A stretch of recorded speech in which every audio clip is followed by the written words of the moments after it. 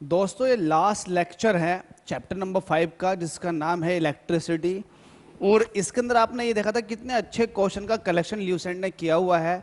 आप लोग जरूर इसको अटेम्प्ट करने की कोशिश करें। अगर आप पहली बार इस वीडियो को देख रहे हैं तो इस तरह की और भी आपको वीडियोस मिल जाएंगी मेरे इसी चैनल पर। मैंने पूरी ल्यूसेंट को कवर करने की कोशिश की है।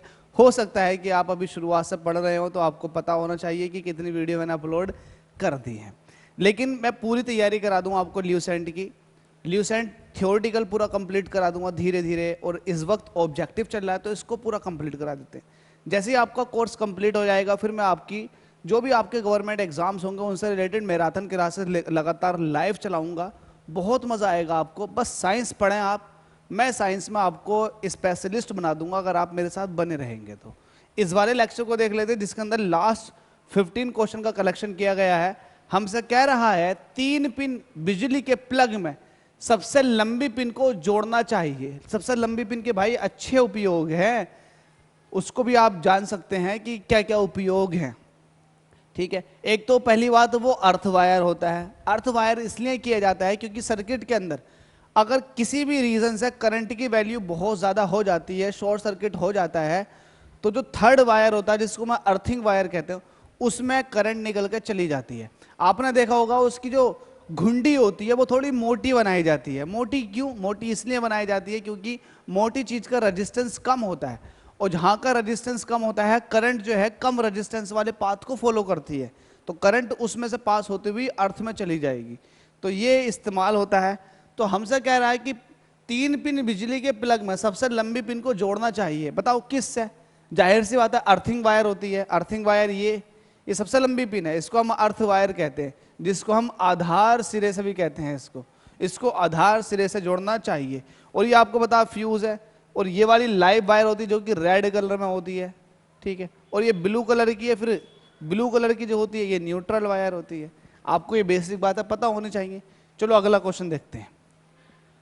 1 किलोवाट घंटा 1 किलोवाट आवर का मान क्या होता है? आपको अच्छे से पता, आपने पढ़ रखा होगा यार। अगर किसी को नहीं पता है तो फिर भी याद कर लो, 3.6 इंटू 10⁶ जूल। अगर किसी को एक कन्वर्जन नहीं पता तो भाई मेहनत करो यार, कन्वर्जन तो एटलीस्ट पता होना चाहिए आप लोगों को। आप लोग देखें किस चीज़ की तैयारी कर रहे हैं, कन्वर्जन तो आप लोगों को अच्छे से आना चाहिए। अगला क्वेश्चन, एक मकान में 2 बल्ब लगे हैं, उनमें से एक दूसरे से अधिक प्रकाश देता है। ऐसा इसलिए होता है, चलो पूरी बात पढ़ लेते हैं। निम्नलिखित में से कौन सा कथन सही है? तो देखो अब बताता हूं। अगर 2 बल्ब लगे हुए हैं और एक ज्यादा प्रकाश दे रहा है एक कम प्रकाश दे रहा है, इसका रीजन ये है कि जो ज्यादा प्रकाश दे रहा है उसकी पावर ज्यादा है, और जिसकी पावर ज्यादा है तो भाई जाहिर सी बात है वो एनर्जी भी ज्यादा ही लेगा। एक आप 10 वाट का बल्ब लगा दो, एक लगा दो 100 वाट का बल्ब, तो 100 वाट का बल्ब जो है बहुत ज्यादा रोशनी देगा। ऐसा इसलिए भी होता है, जो रेजिस्टेंस होता है, जो हमने फिलामेंट का वायर लेते हैं ना बल्ब के अंदर, एक्चुअल में उसका रेजिस्टेंस ज़्यादा होता है। तो जिसका रेजिस्टेंस जितना ज़्यादा होगा, 2 बल्ब हैं, एक 10 वाट का और एक 100 वाट का, तो जिसका रेजिस्टेंस ज़्यादा होगा वो उतना ही तेज चलेगा। तो जो 100 वाट का होता है, जितनी ज़्यादा वाटेज उतना ज़्यादा उसका रेजिस्टेंस होता है। ये वाली बात आप नोट कर लें, कभी ना कभी आपको काम में आ जाएगी। तो प्रकाश की दीप्ति रेजिस्टेंस पर निर्भर नहीं करती, बात गलत है। करती है। दोनों बल्ब में रेजिस्टेंस समान है, ये भी बात गलत है। समान होता तो समान जलते। अधिक प्रकाश वाले बल्ब में रेजिस्टेंस अधिक है, तो ये वाली बात बिल्कुल सही निकल कर आ गई। अगला हमसे कह रहा है फ्लोरोसेंट लैंप में चौक, ये चौक होती है, आपने देखा ट्यूबलाइट जो होती है बड़ी वाली, उसके अंदर चौक लगी हुई होती है।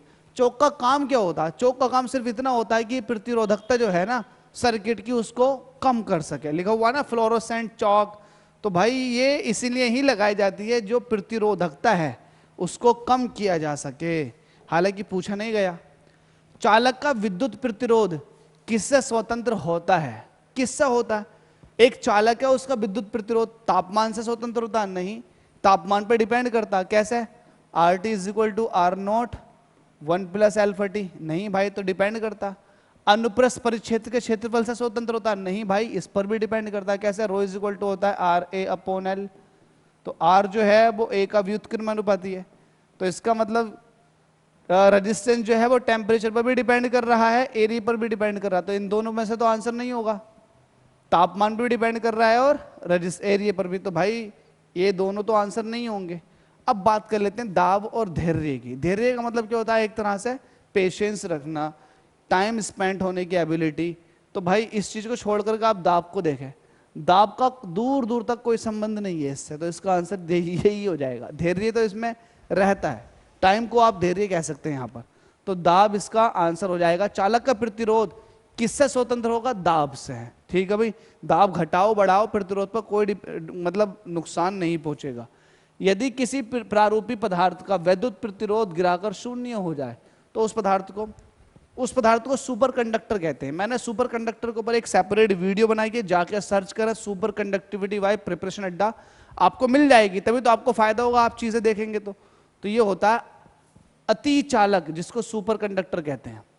हालांकि आइडियल में आदर्श रूप से कोई भी अति चालक पदार्थ नहीं है, लेकिन फिर भी एक लगभग लिमिट तक पहुंचने के लिए कुछ पदार्थ ऐसे होते हैं जो लगभग अति चालक की तरह बिहेव करते हैं अगर टेम्परेचर को गिरा दिया जाए तो।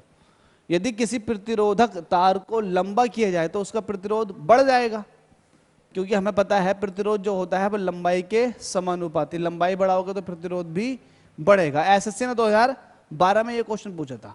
विद्युत मरकरी लैंप में रहता है, जो विद्युत मरकरी लैंप होती है उसमें क्या रहता? अब मरकरी लैंप है, कम दाब पर पारा रहता है, उसके अंदर नियोन और पारा रहता है। पहली बात, नियोन और पारा तो होता नहीं है, आर्गन और पारा होता। अधिक दाब पर पारा, दाब अधिक नहीं रखते हैं उसके अंदर। दाब अधिक रखेंगे तो जो कांच की होती है ना ट्यूब, वो फट जाएगी। तो इसमें से कोई नहीं भाई, इस पर विचार करते हैं। कम दाब पर पारा, बिल्कुल सही। हम लो प्रेशर पर उसके अंदर क्या रख देते हैं? पारा रख देते हैं। पारा मतलब उसकी एक तरह से हम मरकरी की वाष्प का इस्तेमाल करते हैं। अगला, बिजली के पंखे की गति बदलने के लिए प्रयुक्त साधन है। देखो ये साधन है, इसे पकड़ के आप जो है ना पंखे की जो स्पीड है उसको कम या फिर ज्यादा करते हैं, तो इसको क्या कहेंगे?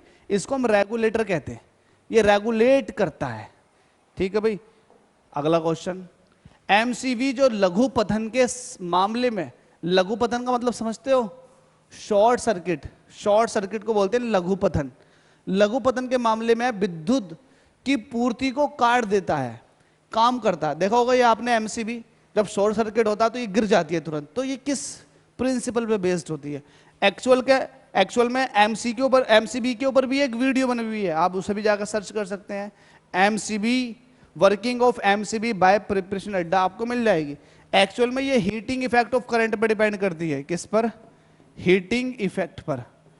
जैसे शॉर्ट सर्किट होगा, जाहिर सी बात है करंट बहुत ज्यादा फ्लो होगी, हीट हो जाएगी। जब हीट होगी तो इसके अंदर कुछ ऐसे मैकेनिज्म होते हैं जिसकी वजह से नीचे को गिर जाती है। तो ये हीटिंग इफेक्ट पर काम करती है। किस पर? हीटिंग इफेक्ट पर। जहां कहीं भी है धारा के तापन प्रभाव पर, तो भाई बस वही लगा दो। एसएससी ने 2013 में ये क्वेश्चन पूछा। अगला, एक बोल्ट कितने के बराबर होता है? आपको पता है V इक्वल टू होता है W/Q।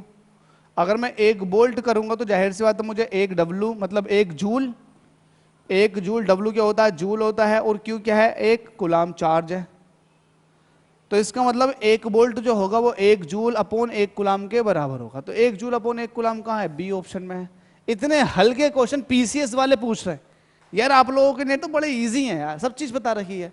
जब साबुन का बुलबुला आवेशित किया जाता है तब, भाई जब साबुन के बुलबुले पर आप आवेश दोगे, चाहे वो प्लस का दो या माइनस का दो, तो क्या होगा? उसकी त्रिज्या पर क्या फर्क पड़ेगा? तो जैसा हम इसको आवेशित करते हैं त्रिज्या क्या होती है? इसकी बढ़ जाती है। ऐसा क्यों? ऐसा इसलिए होता है क्योंकि ये प्लस प्लस की जो आवेश होते हैं ना, एक दूसरे पर रिपल्शन लगाते हैं। रिपल्शन मतलब एक तरह पर प्रतिकर्षण बल लगाते हैं। जब रिपल्शन लगेगा तो ये एक दूसरे से दूर भागेंगे तो ये साइज को भी बढ़ाते हुए चले जाएंगे। तो ये क्या हो जाएगा? यह फैलता है। ये क्या है? ये फैलता है। फैलने का मतलब यह है कि इसकी रेडियस बढ़ जाती है रिपल्शन की वजह से। किसकी वजह से? रिपल्शन की वजह से। अगला क्वेश्चन, अगले क्वेश्चन में मुझसे क्या कह रहा है? मुझसे कह रहा है डायनामो एक मशीन है। ये डायनामो है, इसके अंदर ये रेड वाला जो है ये डायनामो है जिसकी शाफ्ट लगी हुई होती है इस मैकेनिकल इंजन से। तो ये डायनामो क्या करता? मैकेनिकल एनर्जी को इलेक्ट्रिकल एनर्जी में कन्वर्ट करके देता। तो मैकेनिकल एनर्जी को इलेक्ट्रिकल एनर्जी में देता। तो हमसे वो ये डायनामो एक मशीन है जिसका काम क्या है? विद्युत ऊर्जा को यांत्रिक ऊर्जा में नहीं, यांत्रिक ऊर्जा को विद्युत ऊर्जा में परिवर्तित करना है। अगर आप लोगों को एनर्जी कन्वर्जन डिवाइसेस के बारे में पढ़ना है तो मैंने एक वीडियो बनाई है जिसके अंदर बहुत ज्यादा बच्चों ने तारीफ की है और बहुत अच्छी वीडियो लगी है बच्चों को। आप सर्च करें energy conversion devices by preparation Adda, आपको मिल जाएगी डायरेक्ट वो वीडियो। उसके अंदर भी ये बताया था मैंने, उसके अंदर ड्राई सेल के बारे में भी पूरी वर्किंग दिखा रखी है। अगला क्वेश्चन जो कि सेकंड लास्ट है, एक धारावाही चालक, धारावाही चालक कब होता पता आपने पढ़ रखा होगा, जब आपके पास एक मैग्नेट थी जिसका नॉर्थ सिरा ये था, या फिर नॉर्थ ये ले लो, इसको काट दो, और ये एक दूसरी मैग्नेट ले लो जिसका साउथ सिरा यहाँ कहीं होगा। इसके बीच में जब आप एक करंट कैरिंग कंडक्टर रख देते हो जिसको बोलते हैं धारावाही चालक, और उसके अंदर से करंट पास कराते हो तो उस पर एक फोर्स लगती है। क्या लगती है? फोर्स। क्या लगती है? फोर्स, जिसका फॉर्मूला है F is equal to BIL sine theta. इस पर एक फोर्स काम करती है। तो इसका नाम क्या रखा गया है? इसका नाम रखा गया धारावाही चालक। धारावाही चालक अभी किससे है? विद्युत चुंबकीय क्षेत्र से संबंधित है। विद्युत चुंबकीय क्षेत्र से। विद्युत चुंबकीय क्षेत्र का मतलब ये हुआ, चुंबकीय क्षेत्र तो ये हो गया मैग्नेट जो रखी है, लेकिन जब करंट पास करा रहे हैं तो इससे भी एक चुंबकीय क्षेत्र बनता है। तो ये विद्युत चुंबकीय क्षेत्र से संबंधित धारावाही चालक।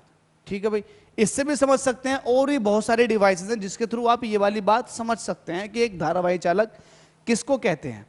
ठीक है, अगला है कौन सा उपकरण विद्युत प्रतिरोध को मापता है। देखो विद्युत प्रतिरोध को मापने के लिए आप जो यूज करते हो वो करते हो ओम मीटर। ये ओम मीटर जो है ये एक डिवाइस का नाम है, ये है ओम मीटर, जिस पर ये आपने देखा होगा ओम का सिंबल बना हुआ है। तो ये विद्युत प्रतिरोध को, ये पूरा का पूरा स्केल है, ये नॉब हो गई, ये बता देती है कितना प्रतिरोध है। तो ओम मीटर जो है वो स्पेशली विद्युत प्रतिरोध को मापता है। एमीटर जो है ये करंट को नापता है, ये पता होगा। वोल्ट मीटर जो है वो वोल्टेज को नापता है।